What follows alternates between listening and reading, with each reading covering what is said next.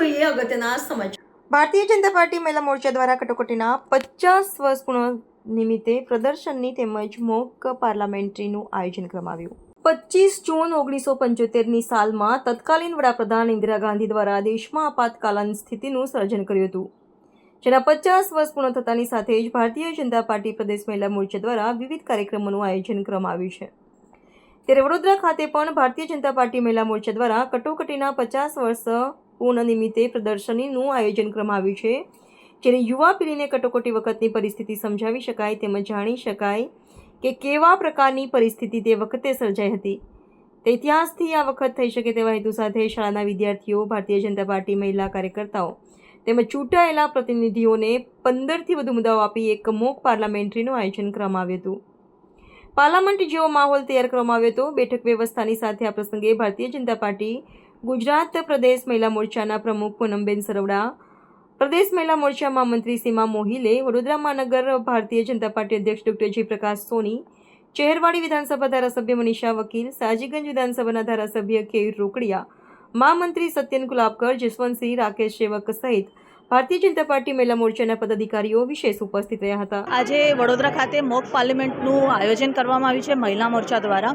જ્યારે આપણા દેશમાં વુમેન એમ્પાવરમેન્ટની વાત ચાલે છે ત્યારે વુમેન લેડ ડેવલપમેન્ટની પણ એની સાથે સાથે જ વાત ચાલતી હોય છે। ત્યારે આજે મિલન પાર્ટી પ્લોટ ખાતે મહિલા મોરચાના પ્રદેશ મહિલા મોરચાના દ્વારા આજે મોક પાર્લામેન્ટનું આયોજન કરવામાં આવ્યું। 50 વર્ષ એમરજન્સીના થયા છે, ત્યારે એમરજન્સી જ્યારે લાગુ કરવામાં આવી ત્યારે શું પરિસ્થિતિ હતી દેશની અને દેશના લોકોને એક જેલમાં પૂરી દેવામાં આવ્યા હતા એ પરિસ્થિતિ હતી।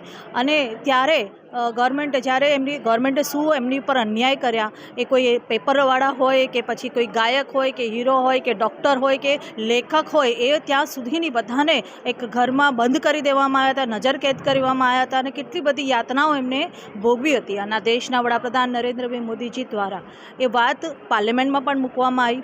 અને સાથે સાથે 50 વર્ષ પહેલાં જ્યારે મોદીજી એક કાર્યકર્તા તરીકે હતા અને જ્યારે લોકો સુધી એ પહોંચવાના 25 વર્ષ આજે એમરજન્સીમાં પ્રયત્ન કરતા હતા, ત્યારે એ પણ એમની વિગતો મૂકવામાં આવી। એની વિગતો કદાચ આજે આ લોકો જાહેર પણ કરશે અને વાત પણ મૂકશે, પોતાનું ઇન્વોલ્વમેન્ટ અંદર આપશે, ત્યારે આ નવી પેઢી છે એમને પણ ખ્યાલ હોવો જોઈએ કે એમરજન્સીમાં શું યાતનાઓ આ દેશના લોકોએ ભોગવી હતી। સંવિધાન હત્યા દિવસ એટલે કે 25 જૂન 2025ના રોજ કટોકટી જે લાદવામાં આવી હતી કોંગ્રેસ સરકાર દ્વારા, એના 50 વર્ષ પૂર્ણ થયા। અને જે પ્રકારની કટોકટીના સમયમાં અત્યાચારો, દમન, એવું શાસન જે રહ્યું, એ શાસન અને સંવિધાનની જે પ્રકારની ગળું ગોંઠવામાં આવ્યું, એના 50 વર્ષની ઉજવણીના ભાગરૂપે આજે યુવાનોને, આગામી પેઢીને જાણકારી મળે કે કટોકટી કેવા પ્રકારની લાદવામાં આવી હતી, કેવા પ્રકારના અત્યાચારો થયા હતા। અને એક અલગ પ્રકારના નાટ્યાત્મક એવું મોક પાર્લામેન્ટના માધ્યમથી આજના યુવાનને જાગૃતિ આવે એ પ્રકારનો એક કાર્યક્રમ પ્રદેશ મહિલા મોરચા દ્વારા, વડોદરા મહાનગરના મહિલા મોરચા દ્વારા આ કાર્યક્રમ આયોજિત કરવામાં આવ્યો છે, જેમાં મોટી સંખ્યામાં બહેનો, કાઉન્સિલરશ્રીઓ, કોલેજના વિદ્યાર્થીઓ તથા યુવા જે મહિલાઓ છે એ આ કાર્યક્રમમાં જોડાઈ છે। અને આ કાર્યક્રમના માધ્યમથી કટોકટી અને એના સમયમાં જે થયેલી વાતો છે એની જાણકારી અને માહિતી મળે તે પ્રકારનો એક નમ્ર પ્રયાસ આ કરવામાં આવી રહ્યો છે।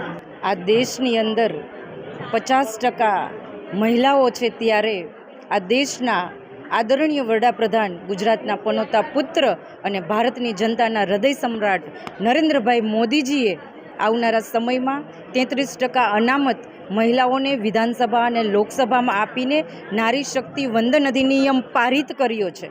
આદરણીય નરેન્દ્રભાઈ મોદીજીના સેવા, સુશાસન, સમર્પણ અને ગરીબ કલ્યાણના 11 વર્ષ જે પૂર્ણ થયા, એમની ભારતીય જનતા પાર્ટીએ ઉજવણી કરી। સાથે સાથે જે 25 જૂન 1975માં કટોકટી લાદવામાં આવેલી તત્કાલીન વડાપ્રધાન શ્રી ઇન્દિરા ગાંધીએ અડધી રાત્રે આ દેશ ઉપર કટોકટી લાદી, આજે 25 જૂન 2025ના એમના 50 વર્ષ પૂર્ણ થયા છે, ત્યારે યુવા પેઢીને, અમારા યુવા મહિલાઓને, આ દેશની જનતાને એનાથી અવગત કરવા, શિક્ષિત કરવા, એમનાથી માહિતગાર કરવા આજે પ્રદેશ મહિલા મોરચા દ્વારા વડોદરા મહાનગર ખાતે મોક પાર્લામેન્ટનું આયોજન થયું છે.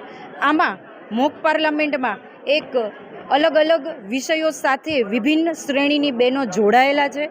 કોઈના કોઈ બહેનો કેબિનેટ કક્ષાના મંત્રીશ્રીઓ, રાજ્ય કક્ષાના મંત્રીશ્રીઓ, સાંસદશ્રીઓ બનીને પોતાનું વક્તવ્ય કે કટોકટીના સમયમાં, આપતકાલમાં અને એ કાળો દિવસ કે જ્યારે આ દેશની જનતાએ જે તકલીફ ભોગવી છે, જે સમસ્યાઓ ભોગવી છે, લોકશાહીનું હનન થયું, મૂળભૂત અધિકારો જે આ રાષ્ટ્રના નાગરિકોના મૂળભૂત અધિકારો હતા એમનું હનન થયું, લોકશાહીની હત્યા થઈ અને આ લોકતંત્રને કઈ રીતે સમસ્યાઓ પેદા કરીને જેલ ભરવામાં આવી હતી, એ તમામ મુદ્દાઓ સાથે મીડિયા ઉપર સેન્સરશિપ લાદવામાં આવેલી હતી. એ તમામ મુદ્દાઓ સાથે આજે બહેનોના આ સદનમાં વક્તવ્ય થવાના છે.